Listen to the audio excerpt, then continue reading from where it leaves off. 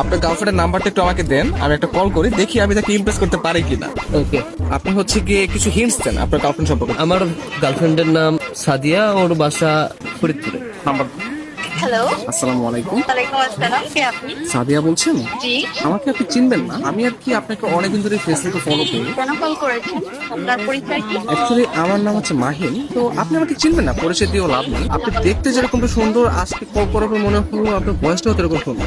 মানে আপনি সব দিক দিয়ে পারফেক্ট। মানে একটা মানুষ এত সুন্দর কিভাবে হয়, মানে আমি আর কি কল্পনা করেও পারতেছি না।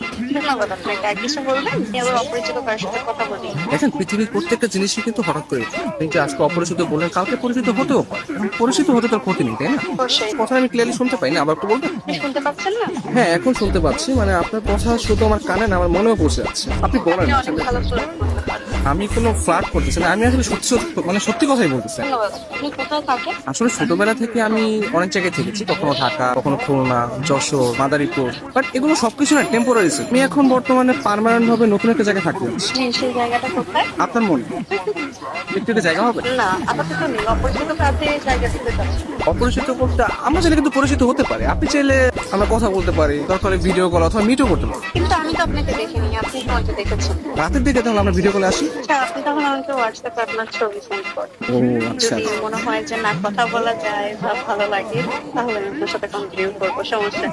তা আপনি কোন ধরনের ফটো দেখতে যাচ্ছেন? আপনার কিছু ওয়াও টাইপের ছবি দিন, যেগুলো দেখে আমার ভালো লাগবে। আচ্ছা ঠিক আছে, আমি আপনাকে কিছু আমার সত্য সত্য পিক পাঠিয়ে। তার বাচ্চা সুন্দর সুন্দর কেন হঠাৎ পিক দিয়ে দিই? কে? আমি তুষার। আমি ফোন দিলে তোর ভাই আছে, তোমার এই ব্যস্ততা সে ব্যস্ততা, আমি ঢাকায় থাকি, তুমি এইভাবে তুমি আমার সাথে 2 নম্বর করলা।